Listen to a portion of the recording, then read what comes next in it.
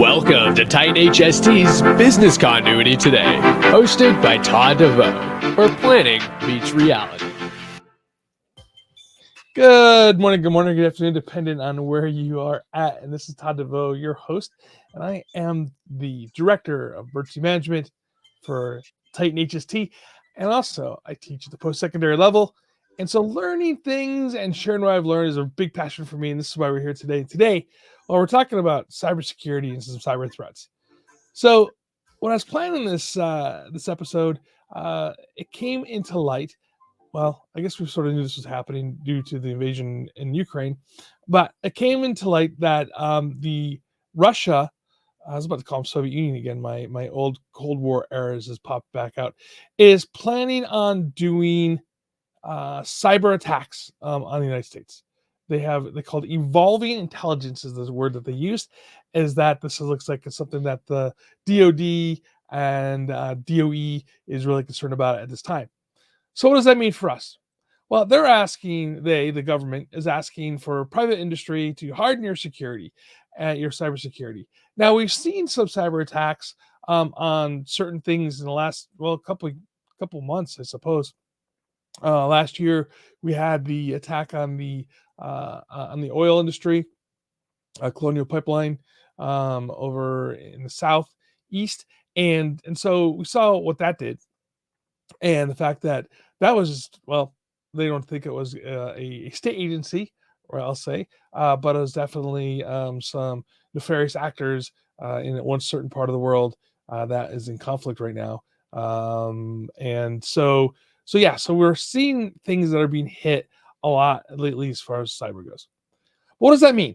So again, here, cyber is something that we think about, something that we plan for, but we have to keep business running, right? And so whether it's we go to having a backup plan where we're using pad and paper to do our work, whatever that means for us, we have to really take a deeper look at this and really start thinking about how can we continue to do business even when cyber is down. Now, we've all been in the office when the internet goes down, right? And everyone's up. You close your laptop because it's useless, and everybody sort of mills around in the building until the internet gets back up and running again, and the productivity starts up again. Well, I mean, like, what the heck were people doing, back in the 90s when we didn't have internet, before that, but pens and paper and pencils and all that kind of stuff was the exciting stuff. Just, I mean, we can still do work. So my point about this is we have to plan for the fact of these outages, whether it is infrastructure hit and we don't have power, right? How do we continue doing business that way?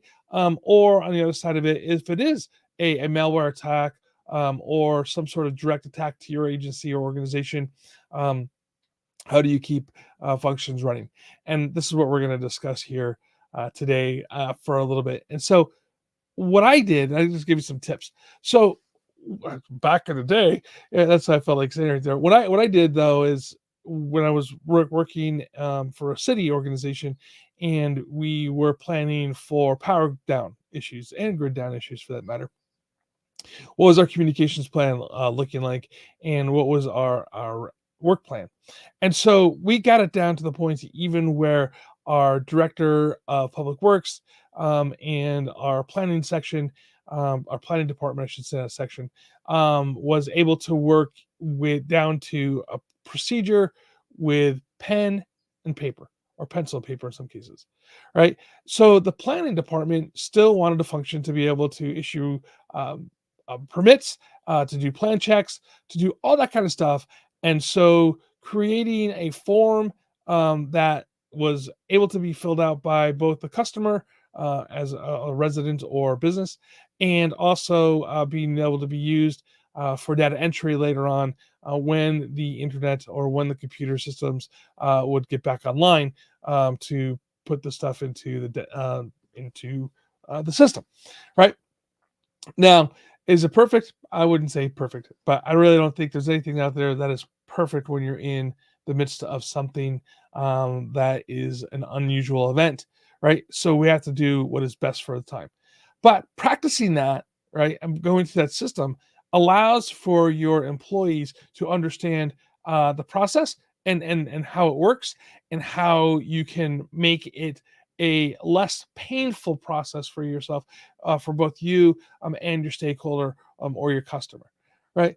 Um, I have gone to plenty of times when you've gone into, say, 7-Eleven, and they're down, their ATM or whatever their processing is down, and they can only take cash, right? And so that other side of it is are you able to take cash for business transactions, or do you have other ways to capture the data that you need to be able to fulfill billing?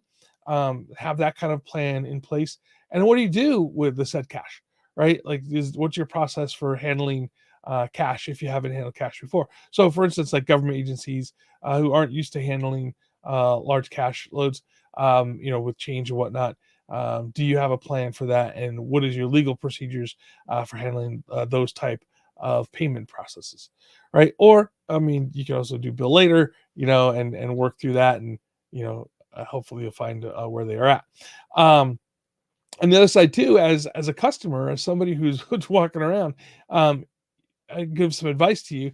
You should always have cash on hand, at least a few dollars. I'm not talking around running around thousands of dollars in your pocket, but 50, $60 in cash.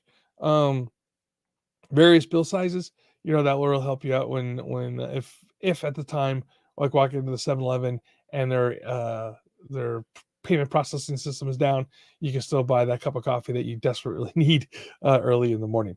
At least desperately I need early in the morning.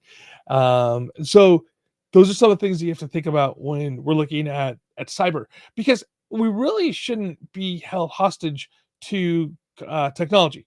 Right now, obviously, there are businesses like what we're doing here today, business continuity today, when we're projecting through the interwebs, if you will. It is definitely, we need to have the cyber up, right? We need to have it working. But if you can, work without it, that all more power to you. And this is the planning that you have to make. I was talking to the guy down the street from me, who has a nursery, and we're, great. This is where I buy most of my stuff from, for my gardens and whatnot. And we're talking about the whole idea of the cyber attack. And he's like, yeah, he goes, doesn't really impact me that much. I goes, I do have a website, and he's just like, but that is what it is. He goes, but what we do here, we could do cash and carry business. And I think that if we start leaning that way for most of our businesses, if we can kind of get into the system where we have the ability to do cash and carry, as well as using your credit card payment systems, that would work. Those of us that are a little older here, we remember the day when credit card processing was done through an imprint of the card and then manually inputted into the computer. Um, Maybe it's time to go back to that. It's not very secure, but I'm just saying there are other options than having to use the swipe and pay. On the other side of it too is, how are you protecting your data, right? And that, I think that is critical as well, because it's not just the breach of data that impacts the business, right? The breach of data also impacts your customer, and then it also impacts the trust that your customer has for your business. And I don't know. I think everybody probably has had some sort of data breach onto their credit card. Um, and like the other day, again, I'll tell personal stories here, that our my credit union that services a lot of law enforcement and fire and those type of employees was hit. um, and yeah, it was hit pretty hard. And so it's a small credit union here in the Southern California, and everybody had to get new credit or new ATM cards and all this kind of stuff. So it's happening, even if it's not on this grand scale coming from a foreign nation, it's happening on a regular basis. So having the ability to have that backup for yourself, right? And also being able to make sure that your customers are taken care of, and the trust is not eroded from your organization due to being hit from the outside is critical. So having those plans in place are what you're going to need to do. The question came in and says, cash and carry is fine, but how do deposits reflect your account? And how do you pay vendors for goods? You should have those systems set up in place as well. Whether you have communication directly with your vendors to let them know, hey, look, we definitely just got hit by the cyber issue. These are the terms that we need to have, and have those conversations up front and before anything happens. So today would be a great day to get on the phone with your vendors and suppliers both ways, right?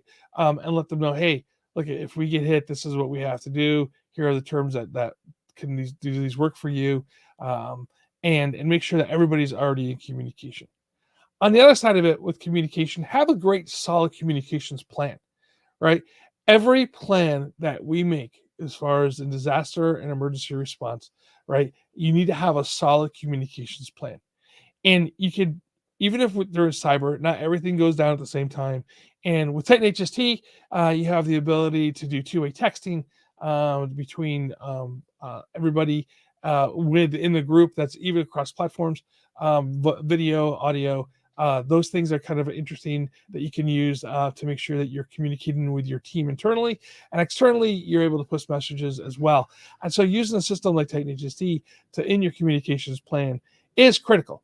And so would love to talk to you about that and see how we can help you through these tumultuous times with some uncertainty that is happening. And when you have the government sending out those warnings saying, hey, we have an ongoing threat and potential intelligence that's coming in saying that we are going to be hit by cyber issues coming from Russia, well, it might be time to really dust off that plan, take a look at what you have going on, see what you have for communications, see what you have for your customers, and see what you have for your stakeholders as well, because all this is critical right now. And we're all in this together. We're here to help each other. And I'm so happy that you guys are here with me this morning. So until next time, please check out Titan HST for all of your communication needs. And please stay safe and stay hydrated.